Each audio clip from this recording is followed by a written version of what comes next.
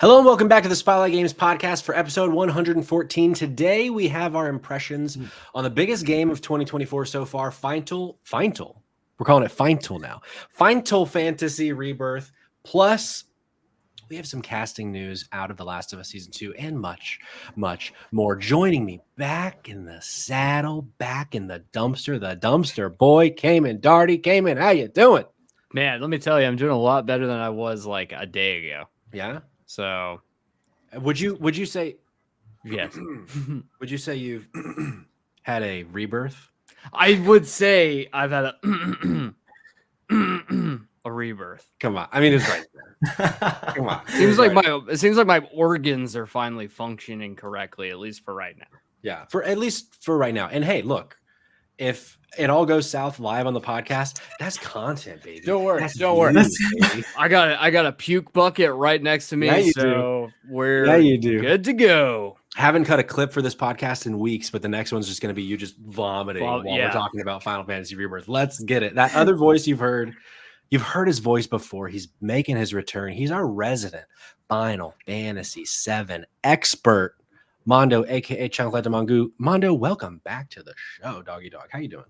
I'm doing good, man. Hopefully, I get to be part of this viral clip. You know, look, he starts throwing up, you start throwing up, I start throwing up. It'll be like we'll get a million views. It'll be like the scene from Stephen King's Stand By Me when they're in the blueberry pie eating contest and like the whole audience is just vomiting at once.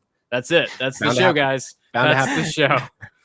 Bound to happen. Terry in the chat, is Cayman sick? What's happening? No, brother, you don't even want to know. Brother. He's been out for the last 2 weeks. 2 weeks. And I almost missed this episode. So it was almost 3 weeks that you guys weren't. But he was like, Mondo's gonna be here. That's what I said. I literally told Patrick, I said, I can't miss this.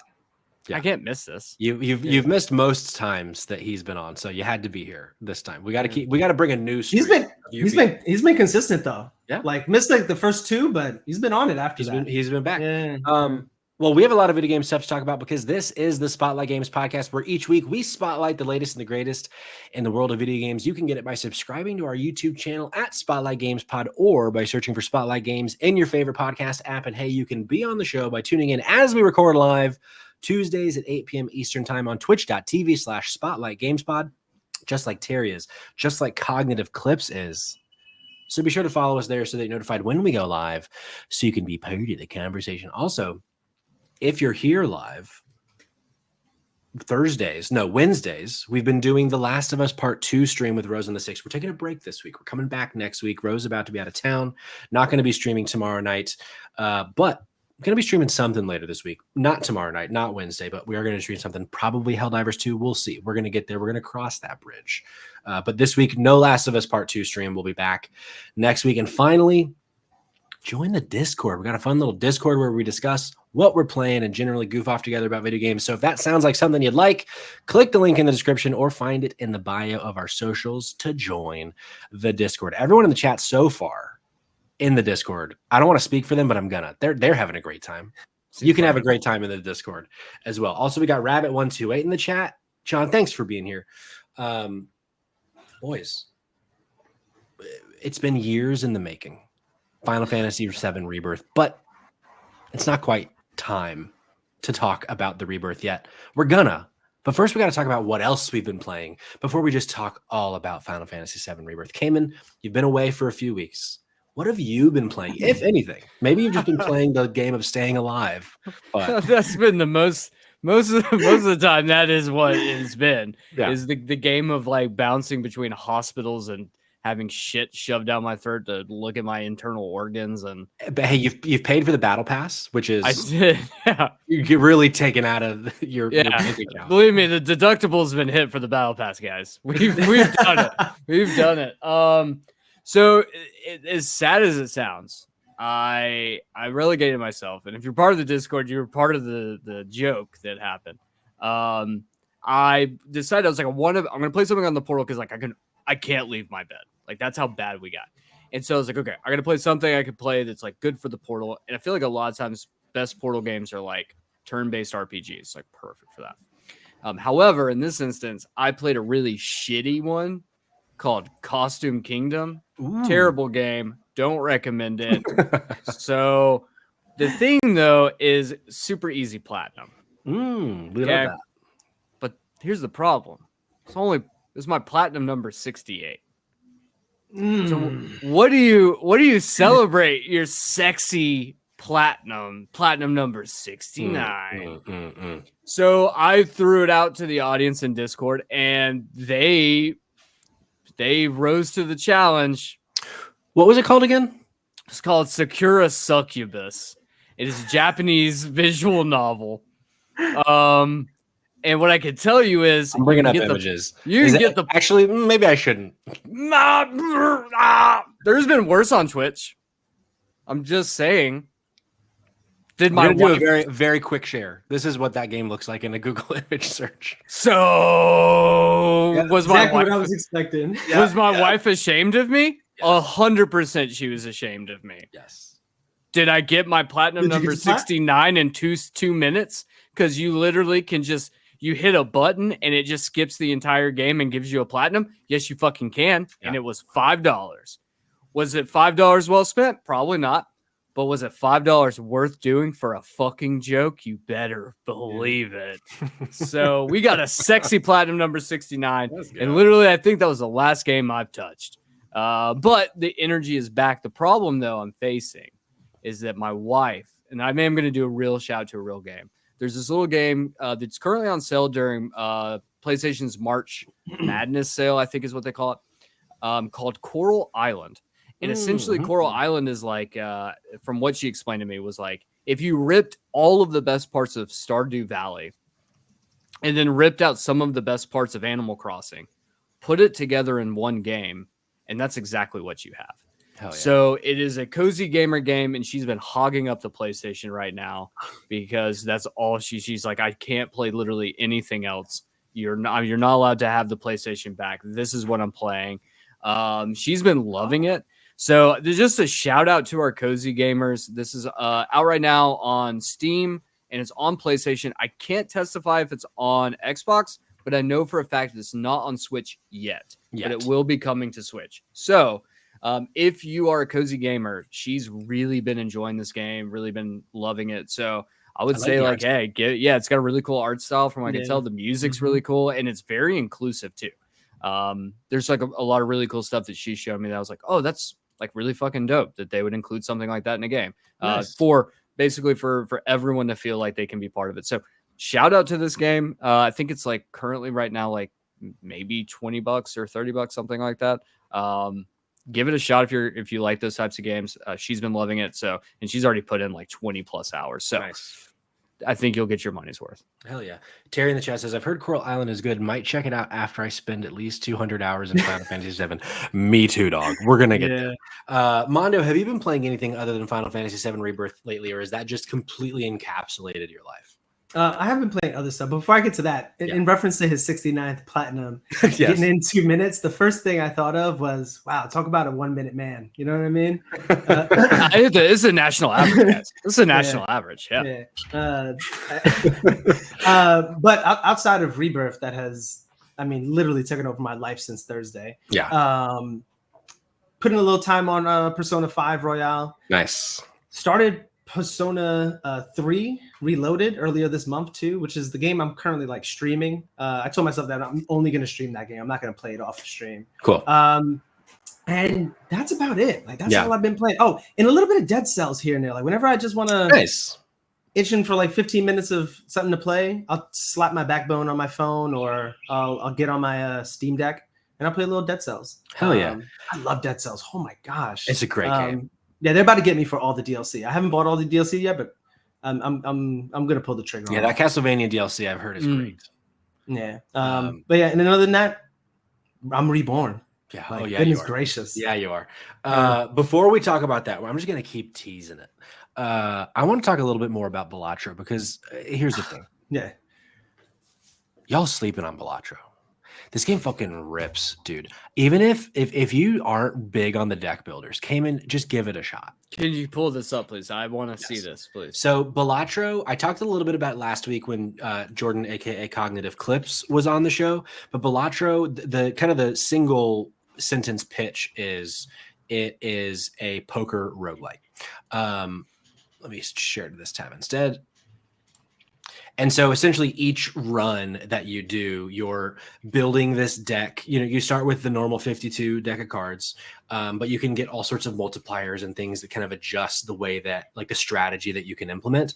Maybe you're going like a diamonds heavy strat. Maybe you're doing like, I'm going to put all my cards into pairs and two of a kind, or pairs and two pair like hands. Things like being able to get more and more and more points just from those specific hands, and just ignore, even if you have like a royal flush, I'm not going to play it because I'm going to get more points just by playing one single pair. And throughout that, these jokers that they're showing on the screen now kind of change a lot of what those strategies can be. Maybe you'll get like a ×10 multiplier by having each individual club. So if you do like two pair, they're all clubs, it's like ×40. So like you can really kind of start deciding what strategy you want to use, because each kind of quote unquote enemy that you play, you're supposed to get to a certain number of points in order to like defeat that enemy. You're not like actually fighting something. It's just a matter of like, can I get enough points to move on, essentially.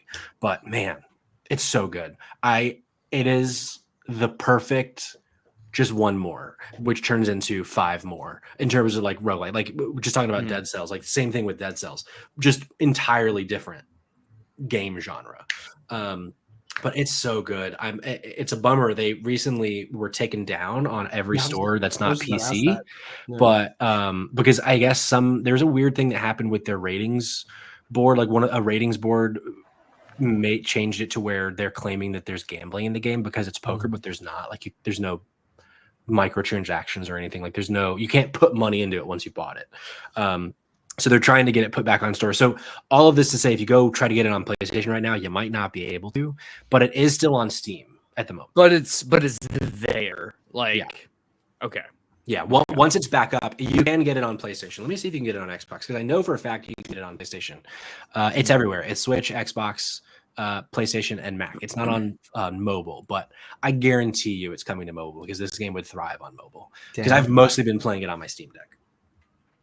I love me a good roguelike, and that sounds exciting. It's so good. And like I was saying last week, like I'm not the biggest poker guy. I couldn't tell you the last time I played poker before this, but there's just something about it that is so addictive that, and like as long as you understand basic poker hands, that's all you need for this game. Like the rest is super, super simple. And like I said, like if you don't know poker hands, it might be a little tough at first, but man, if you like deck builders at all or roguelikes at all, check out Balatro, because I'm really, really impressed with how good Balatro is. Cayman, I know you're not big on the deck builders. Patrick, I'm too dumb. I don't know that you're too dumb for this one. Because do you know how to play poker? No. Okay, then maybe you're too dumb for this one. Here's the thing. My brain doesn't work with card games. I can't build cards. That's why I struggle at Marvel Snap, was because I could never my strategy doesn't work that way. Like now, if you put like a good old JRPG, turn-based JRPG, and I'm like building up, like throwing down all sorts of shit to build up to drop like a massive spell or move or whatnot. Yeah. Like totally easy. My brain can compute, but when you put it in card form, like just can't. I literally could not put 2 and 2 together. Sure, just can't do it. It just doesn't click. That's okay. There is a card game in Final Fantasy VII Rebirth. This is why I haven't played the game yet. Actually, I saw the card game and was like, I'm going to spend way too much time not knowing how to play this game. Let's pull the car over, put it in park, turn the ignition to off. Let's get out and let's talk about Final Fantasy VII Rebirth. Mondo, we brought you on the show because you're one of the biggest Final Fantasy VII fans I know.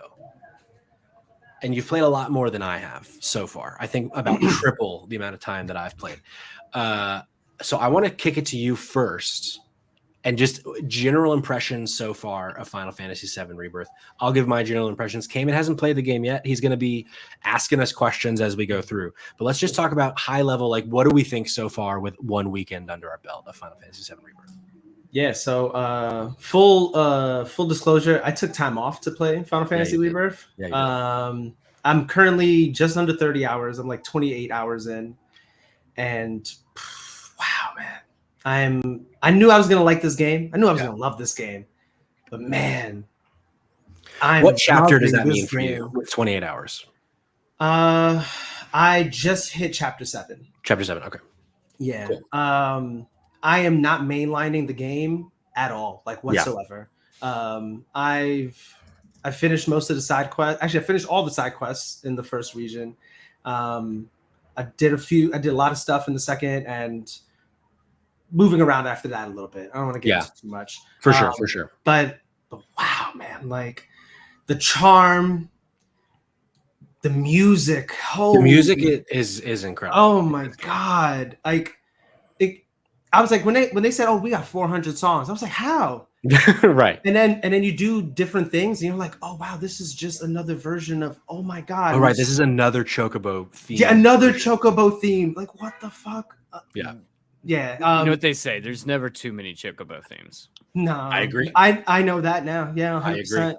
Goodness gracious. So yeah, I'm really enjoying it. I watched the reviews, and some people said like, oh, like the Ubisoftification of like an open world, having a lot of things to do, things to clear. Listen, I'm having fun doing all that stuff. I'm not a completionist by any means. And don't get me wrong, I have a huge bias in the fact that I love this. I love the original game. But my goodness. And what segued us into this? Queen's Blood? Oh my God. They need to make Queen's Blood a game. I need an iOS Queen's Blood. I need an app on my phone. I need to play my friends. I need to wash people. I want to smoke people whenever I care. Man, they got me. Someone explain this Queen's Blood to me. So Queen's Blood it's a card game. It's technically a deck builder.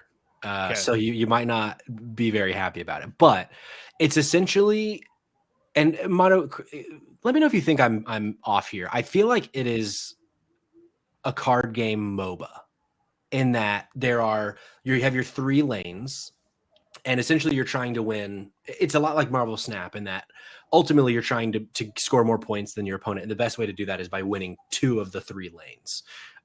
Because it's pretty unlikely that they'll outscore you with 1 lane if you win 2 of them. But you put different kind of different kind of characters down. It might be like a Mako soldier or a Shinra soldier. It might be like some of the creatures that you fight, and each of them have like a different point value.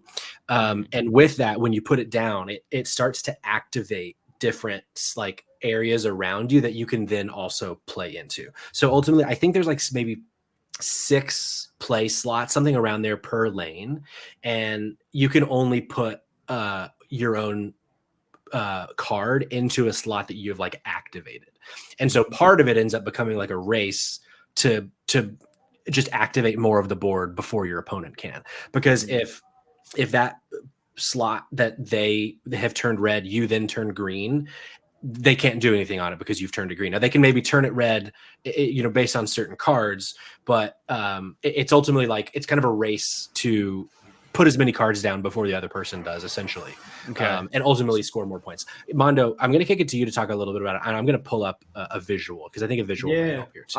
Because it sounds to me like a card version of a really popular game. I don't know if you guys have ever heard of, called Foam Stars. Get the fuck out of here.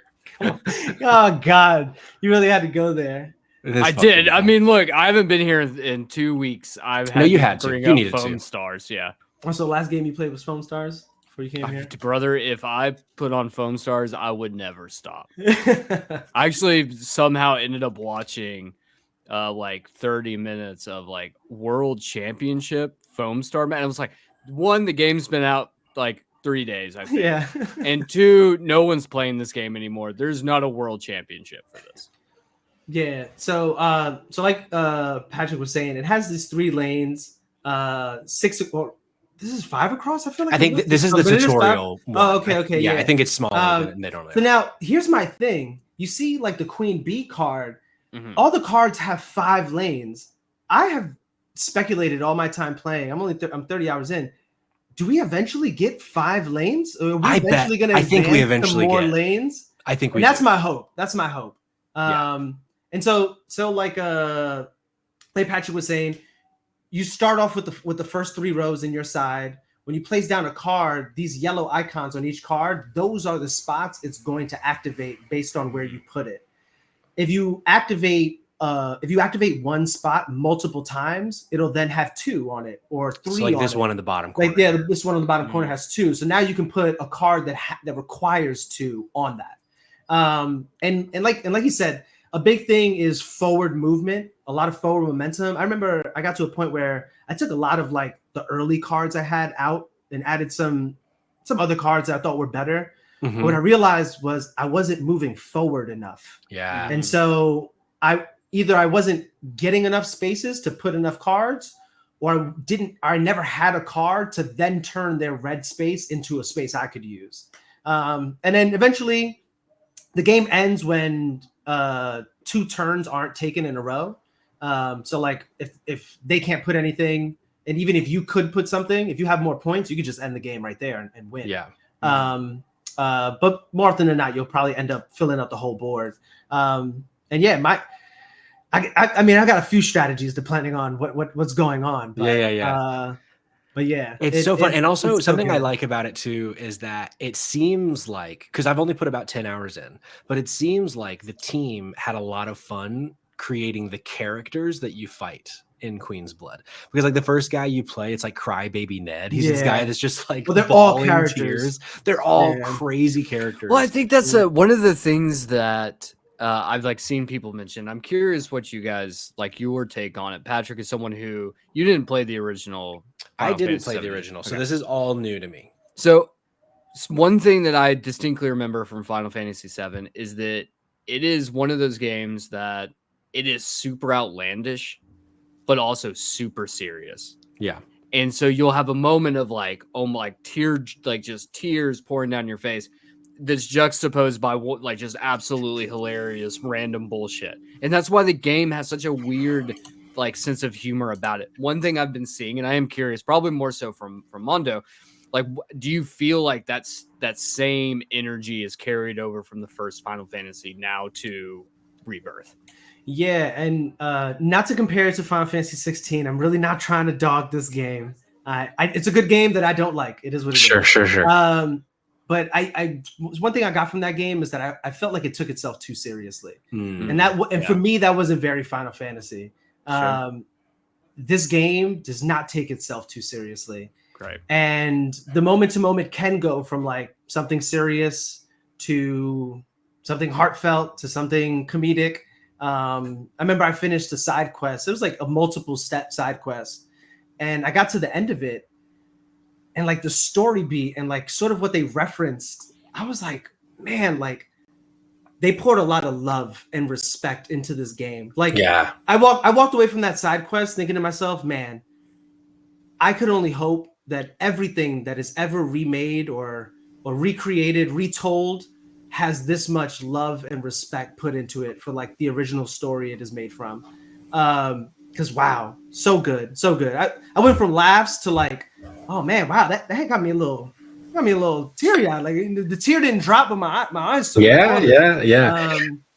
And so yeah, it's definitely that kind of game. And as I got deeper and deeper, there's even more and more of that. There's just more and more. So I've been so impressed so far. So yeah, like I said, 10 hours in, I really struggled with Final Fantasy VII Remake. It took me so long to finish that game, and I couldn't even really quantify why, but I just felt like so often when I was playing the game, I was putting the controller down, I was getting on Twitter, I was putting the controller down, I was playing a Hand of Marvel snap, and I'd be like, why am I doing this? Like, just turn off the PlayStation if I don't want to be playing this game right now.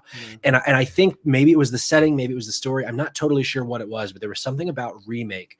Ultimately, I had a positive experience with it. And I think it's a very well-made game, visually stunning, obviously.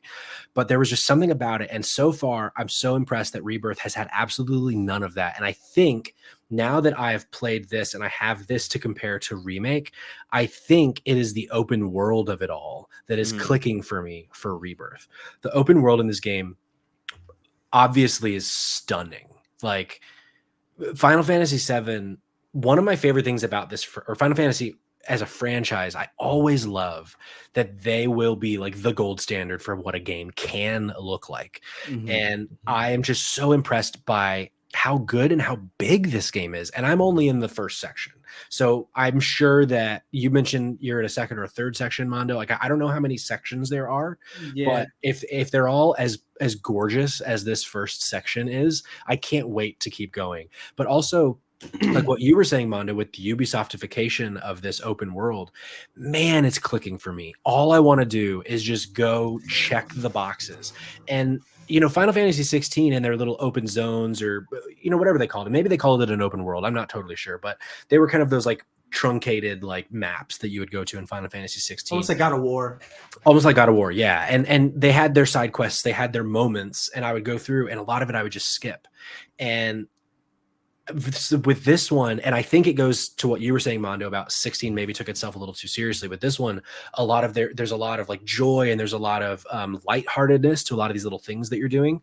And also some of them are just like, hey, kill the thing, which, not to say that Final Fantasy 16 didn't have that, but it feels like the stakes are a lot lower with everything in a good way, in that I'm just here to have fun in this world at the moment. I've not progressed the story very much at all. I'm only in chapter 2. I'm in the first section. I'm doing all the side stuff, but I don't know that I'll 100% this game, but I am going to do so much in this game because I'm having such a good time with it so far.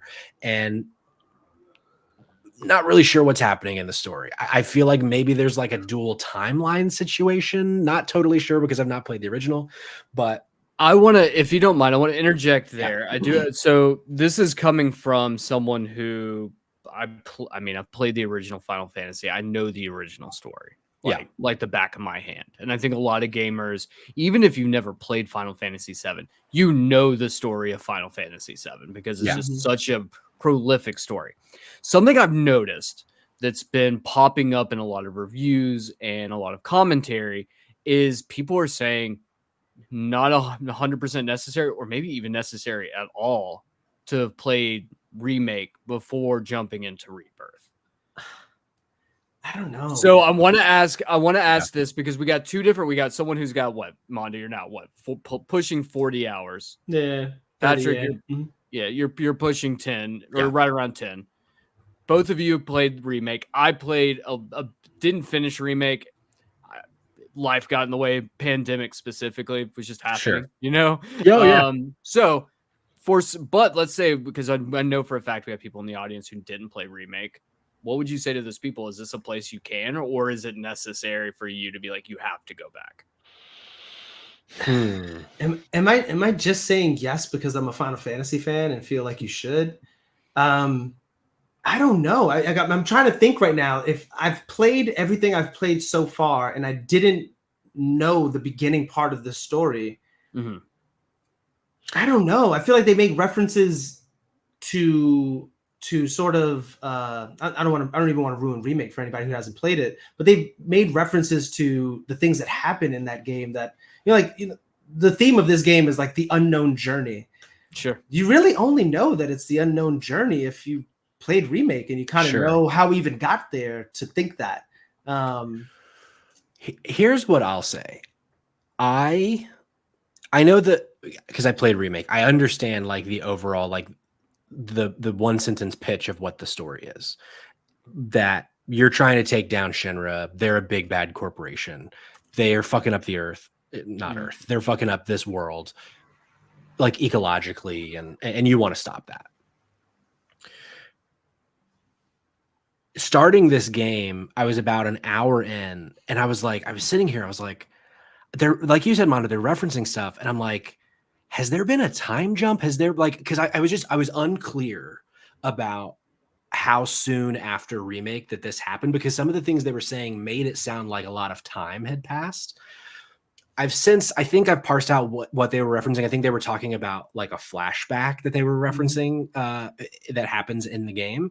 But I feel like as someone who has a base understanding of what happened in the first game, because I struggled, like I've already mentioned, getting through it, I feel like I am having as good a time as anyone with this game. But I am probably missing nuance because I don't have the original under my belt. And I'm probably missing nuance because there is just still parts of the story that I'm not understanding. I could go and read about it, but I'm afraid I'll spoil myself because there's just so much about this game. Really what I should do, I should probably like offline talk to someone like Mondo who knows the story and be like, can you just explain, like, without spoiling, like, what am I missing here? But I feel like they've done a good enough job explaining the given circumstance of these characters, who Cloud is, who Tifa is, who the whole crew is, who Sephiroth is as the villain. Yeah, he's Kingdom Hearts guy. Yes. Xehanort, is that what they called it? Or that he in the he's literally he's literally like the hardest boss in that game. Oh, Sephiroth is in Kingdom Hearts? Okay. All right, because I remember they did the whole like add an X and just flip the letters. I was gonna try to make another Foam Stars reference, but the Kingdom Hearts was like it was right there. It's right there. But so all that to say, like, I feel like I think the answer to your question is technically like no, Cayman. I don't think you have to play Remake, but I do think it, at the very least, if you don't watch like a deep story recap of Remake, I think you'll end up wishing that you had more context. I think that would be my read on it. As someone who's only 10 hours in, maybe in 15 hours, I'll change that tune. Yeah. And to that point, like, again, I think you could just play it and have a great time, but you will find yourself saying, all right, but like, how did we get here? Yeah, for sure. And you get that in the first part. And I don't think that they do the legwork to fill those gaps in, so you don't need to play part one. And that's why I kind of say that, because like if they had built the game where they were flashing back often, like they do it sometimes, but it's like it'll be like a 2-second flashback of like just sort of reminding you, oh, this happened before, by the way, if you played the original game. But you would only recognize it if you played the original game. It's not like a flashback that actually adds substance to the moment to give you that nuance. So that's why I would say no, but I guess you could play it. And I guess, and Patty, I've heard so many people say that of like, Remake didn't click for me. Yeah. This game is clicking for me. And I don't know what it is. Is it the open world? Like, I think the combat is just a little different, but a little different does feel in a nice different. way. Yeah. I remember when I was playing the demo, I was trying to parry, and I was like, this parry is a little off. Yeah. I think the reason it works is because we are in the midst right now, especially the early part of 2024. We're in the midst of a renaissance of Japanese game devs. Like they are in, like, they're having a fucking heyday right now. Yeah. You started Sega drops right off the bat. We get Sega dropping Infinite Wealth, which fucking banger of a game. We got Square Enix dropping Final Fantasy Rebirth, banger of a game. And then, like I've said offline to you guys, we have the Game of the Year frontrunner dropping in a couple weeks from Capcom, Dragon's Dogma 2. What I'm saying is Fantasy 2. We also had Grand Blue Fantasy. We, like, Japanese devs right now are crushing it in a way that I think I wouldn't be surprised if we have no fewer than 3, maybe even 4 Game of the Year contenders that came from Japanese devs, which is wild, because I think the last time we had some like a renaissance like this was probably back in like the PS1 days, or like even maybe PlayStation 2000s. Yeah, like when that was like such a big thing. So like seeing this kind of renaissance is such a really cool movement and moment for us to all experience. I love the idea of this. I love the idea of that. And I am excited to finally get my hands on it. It just was like, it was a product of happenstance with me being so sick. Cause it was like, I do not want to play a game like this while I'm literally going in and out of like being half dead. Because I don't think it's a game that would do any justice if I can't remember half of what I'm playing. Here's a question for you, Mondo. Yeah. We've talked on this show and a touch today, but not necessarily about this, with your relationship with Final Fantasy 16. Do you feel like the combat of 7, Rebirth, and Remake is like, I guess I feel like the combat's pretty similar to 16. It feels different, but it's pretty similar. And I know for you, one of your big issues with 16 is that it didn't feel like a Final Fantasy 16 game because it's like Devil May Cry. Do you feel that way with this? Or do you feel like there's enough of I'm choosing like spells and I'm flipping between party members that it kind of feels a little bit more like OG Final Fantasy to you? Yeah. And I guess like, yeah, so my gripe with 16, and that's how I knew I wasn't going to like the game. I was like, oh, this is the Devil May Cry guy. I don't like Devil May Cry. Yeah. I don't like that. I don't like those super actiony combo heavy games. It's just not my style. But I feel like for as much action as Remake and Rebirth have, there's still this touch of strategy that you still have to implement to beat something. Yeah. Like you can't just rely on square and triangle. Like you have, and even aside from that, you have to build up your ATB. Like you can't just do a spell. You can't just do your move. You have to earn that.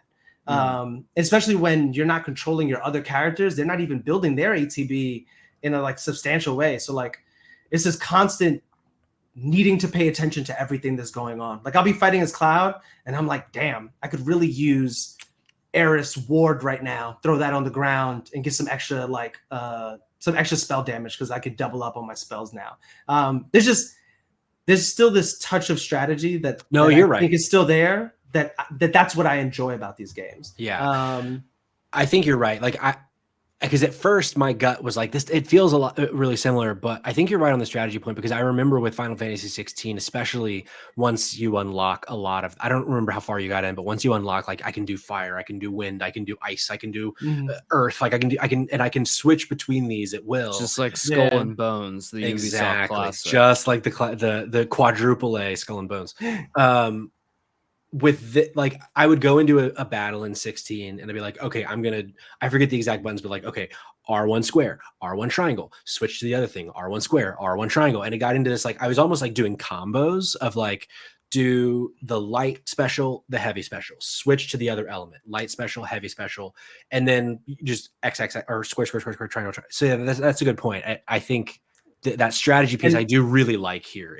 And to add on to that, like, I didn't feel like 16 was very much of like an RPG. Like there were no elemental resistances and weaknesses where like there's actual like there's battles you go into a Rebirth, like you have to assess that enemy so you can know its weaknesses, you can know what you have to do to get it to a stagger and so on and so forth. By the way, shout out to Final Fantasy 13 that most people dislike. I love Final Fantasy 13 and that's where the stagger meter came from.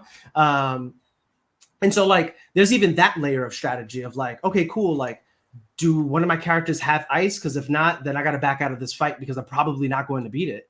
And just things like that. Like and so that's why I've liked about Final Fantasy. Also just the party system. That's another thing I love about this game. The fact that everyone is with you all the time. Yeah. Even if they're not in your party fighting, they're just out in the outskirts shooting, throwing stuff into the fight. Oh my God. It's great. What the hell, man?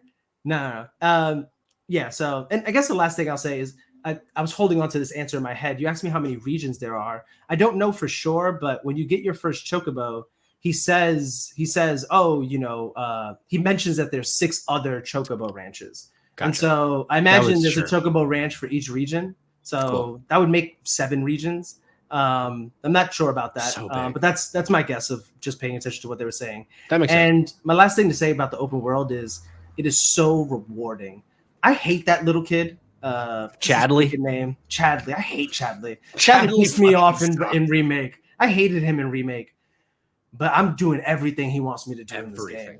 And after completing all the side missions in the first region and doing a lot of the open world stuff that you kind of have to do to beat that last side quest, wow, is it so rewarding. Oh, cool. Like so rewarding. I was like, oh wow, okay, so there is something you get from this. That's cool. From doing all of this. And yeah, so goodness gracious, man. I'm with whoever said it earlier. 200 hours. This might be the first massive like RPG that I actually platinum. Yeah. Like that's how much time I'm willing to put into this. Hell yeah, love to hear it. Well, if you're ever interested, let me recommend not getting the platinum for Dragon Quest XI Definitive Edition. Okay. That platinum. I thought you were going to recommend that the 2-minute platinum. That platinum. The premature platinum. The premature platinum. That platinum tested all of my patience in the worst possible way. So Godspeed to you getting the platinum for this. And I'm not a completionist by any means. I have 2 platinums, and one of those is the PlayStation Pack-in game.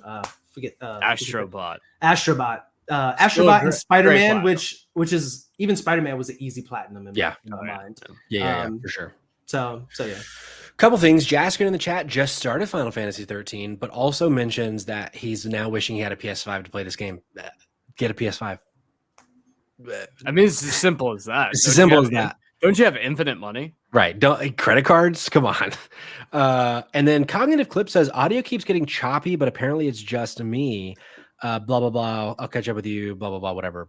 Thanks, Jordan. But let us know if you're also having audio issues. He says it's only him, but please let me know if it is not only him because, okay, great. Jaskrin says audio sounds fine to me.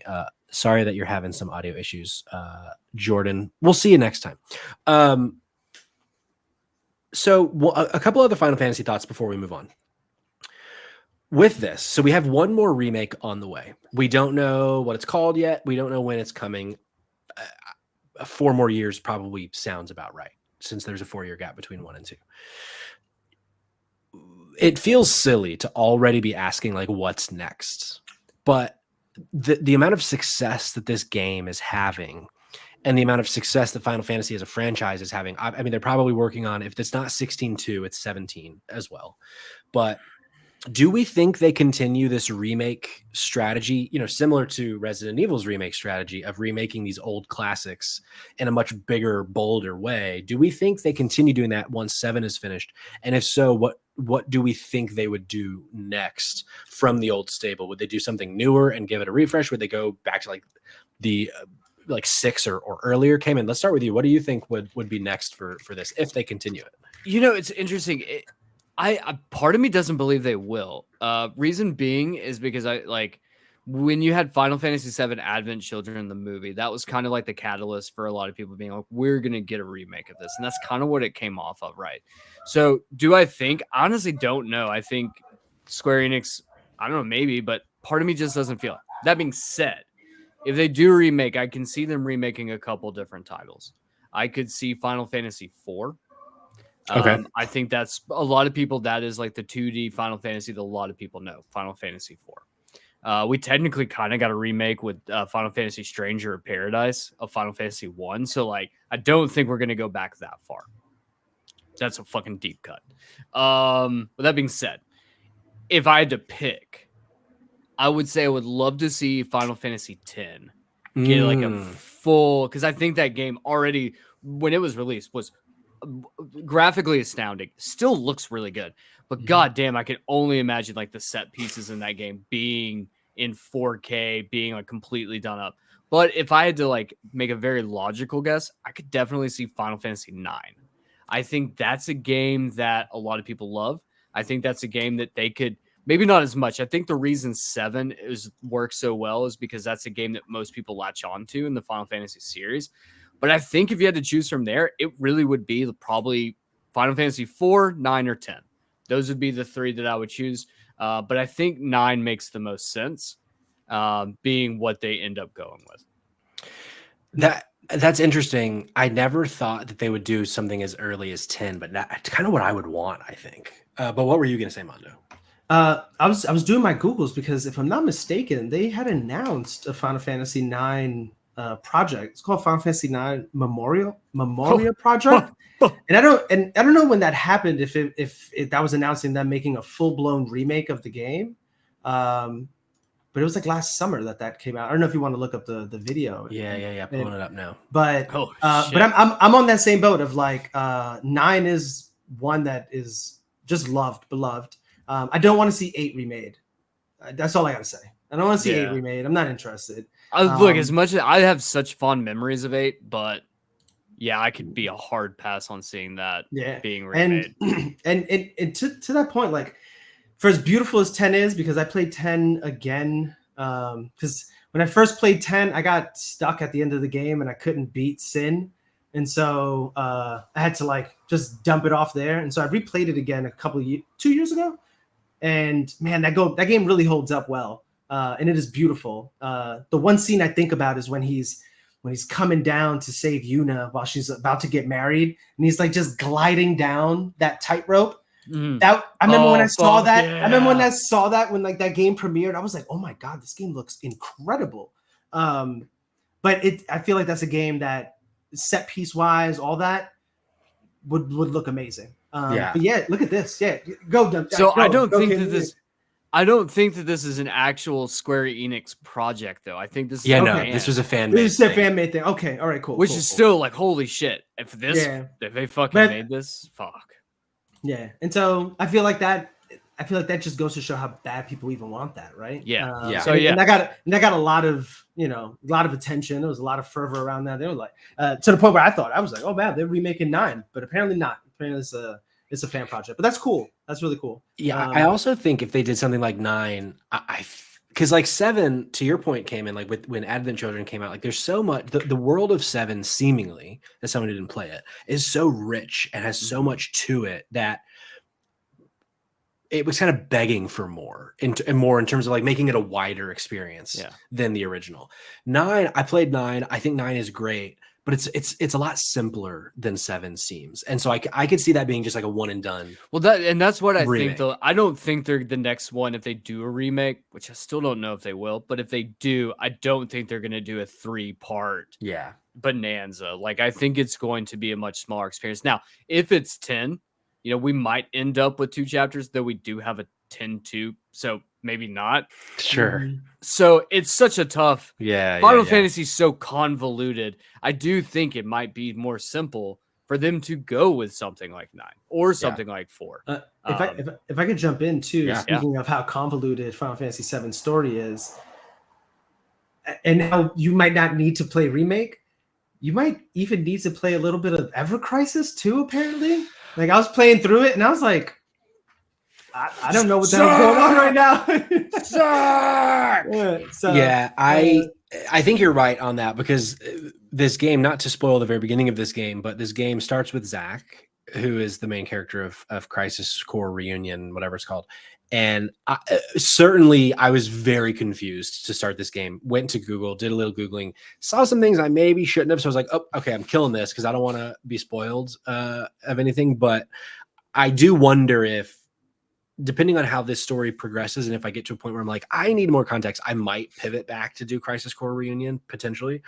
But Jaskrin in the chat says Final Fantasy 7 remake. I wouldn't put it past them at this point. Final question. This is actually not about Final Fantasy, but it has the same kind of thought process of the remake conversation. Obviously, we already have this for Resident Evil. We've gotten it 3 times now with 2, 3, and 4. Do we think there's another franchise of this size, of this caliber from our childhood that we think would be worth getting the remake treatment? Maybe it's as big as this, maybe it's a multiple entry thing, maybe it's just a reimagining in a much bigger scale. But Mondo, is there anything that you think that you would want to see in the remake conversation, like Square Enix is doing with 7? This took me all day to think about. When you asked me this morning, I was like, damn, what game would I want to see this happen with?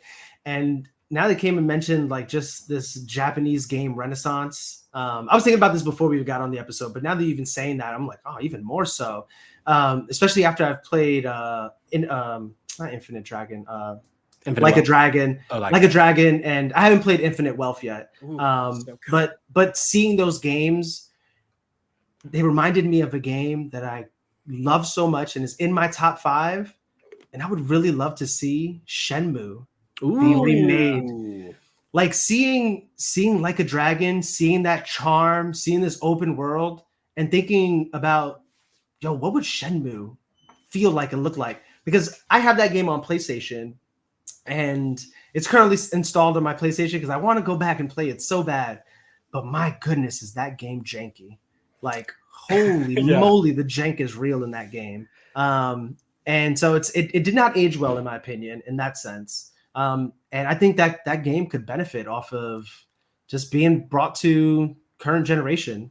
Not even just graphics, just again, just that open world. Because that was one of the first games I played that I was like, man, I'm really living a life out here. That game had me forklifting. Had a full-time job in that game. I was up in that arcade all day, throwing darts, playing mini games, yada yada. And so that's a game that I would love to see remade in the style, maybe not the style and like gameplay wise, like turn-based strategy. But just for it to look and play like that. I would love that because I never played Shenmue. And it's one of those things where it's too late. Like the boat has left. Yeah, it's too late. The boat has left the sailors have left, Patrick. Yes. Correct. Kane, what about you? Does anything jump to mind for you that you'd like to see? Yeah, I have two. The first I would love to see is Earthbound getting a Link's Awakening style 2D 0.5 style reimagining. I think would be really, really cool. I think Earthbound is one of those properties Nintendo just completely forsakes unless it's either in Japan or they're showing up in Smash Bros. But that being said, set that one aside. I would fucking kill to get Dragon Quest 8. Okay. Dragon Quest 8 remade, even if it just looks like Dragon Quest 11, like I'm totally content with that. We do know that we're getting a Dragon Quest 12 sometime. We're probably going to see more of it this year. I know we got a teaser, I think last year or the year before. Rumor has it might even come out as early as this year or 2025. But yeah, I think one of those games, Dragon Quest 8, is one of those where like that's one of the rare JRPGs where like the stakes are not very high. And I don't know why. Like I feel like that's what I love about like the Yakuza, Yakuza Like a Dragon and Like a Dragon Infinite Wealth, respectively, is that the stakes aren't. The world will end if we don't succeed. Yeah. And so I love the more contained, smaller experiences where it's like, hey, it could just be as simple as like we just need to go beat the shit out of this one dude. I kind of love that. It's more simple, and I think Dragon Quest 8 is a beautiful game, and I think that it would do really. I think it really could like spark a lot of interest, especially today. Cool. If we saw a remake of that. Yeah, I'd like that because I've actually never played a single Dragon Quest. They're so good. Yeah. They're so good. For me, two also jump to mind. One is a game that I've never played, and one is a game that I would just like to see. The one I've never played is Suikoden. But I hear so many people talk about that, like with the old school JRPG conversation. It's a very highly regarded JRPG, and I'm sure it holds up just fine in its current form. But I would love to see like a modern remake of it, similar to Final Fantasy VII, as a new person to the franchise. It'd be cool to see like what does a new take look like. And a game that I have played that isn't a JRPG, but I think, and this is something that people have brought up before, like there have been people on Twitter. I know Timur Hussein from GameSpot is big on this train. Legacy of Kain. I think that would be really cool to see what and like he is always saying like he'd like to see From do it, I think is what he says, which would be cool. But I would love to see. The story would be too coherent. Yeah, that's true. Well, I don't think they could do it. But I would love because Legacy of Kain is one of those games where like I remember playing it at my friend's house where I also said, I told him, I think I've told the story in the podcast before, that I had played and beaten Brave Fencer Musashi before, just to sound cool. And then he'd be like, what do I do here? He's like, I can't really remember this part, which that'd be another great remake, Brave Fencer Musashi. But playing Legacy of Kain at his house, I never had it myself. And so I've only played like a little bit of it. But I remember being so impressed by it. I was like, man, this game looks so cool. It feels so cool. I'd love to see what that looks like today with how good graphics are and how good that kind of gameplay can feel. That'd be pretty dope. John in the chat says Bulletstorm remake. I don't know that we're ready. The world will never be ready for that. There is one thing though that I've like, it wouldn't be a remake, but kind of on the vein of that I think would be really cool. Is I would love to see Duke Nukem come back. Okay. But set where Duke Nukem is like he's just a washed up old guy that like people are like this fucking loser. And he has to like kind of come out of retirement and is a piece of shit and everyone hates him. And like he has to reckon with his past and turn it into like God of War levels of like introspection. But Duke it's Nukem Duke finally Nukem. goes to therapy. Yeah, Duke Nukem. Yeah, but it's like a 55-year-old Duke Nukem with a beer gut who's like, the ladies don't love me. I have illegitimate children all over the world and they hate me. And the aliens have attacked and no one's calling my name anymore. And like I kind of would fuck with that so hard, you know? I kind of like the idea of a Duke Nukem like what do we call the games not like a novel, what do we call that? Visual novel. A visual novel Duke Nukem where it's just conversation, you're just making choices, reckoning with Duke Nukem being an absolute terror of a man to women, to basically everyone that's not a white man, that he needs to reckon for his crimes in conversation. I think that'd be great. I love it. That's funny. And then also Rabbit128 also says new Def Jam game. That would be dope if we could get a Fight for New York remake. That would be amazing, and unfortunately, it would probably never happen. Never. Could you imagine a Def Jam fight for Atlanta? Get Killer Mike in there. That'd be crazy. Killer Mike going up against Big Boy and Andre 3000 would throw hands on with that game. Yeah, absolutely. Cool. Well, let us know, what games would you like to see remade in the style of John says I can only get so hard in the style of Final Fantasy VII remake.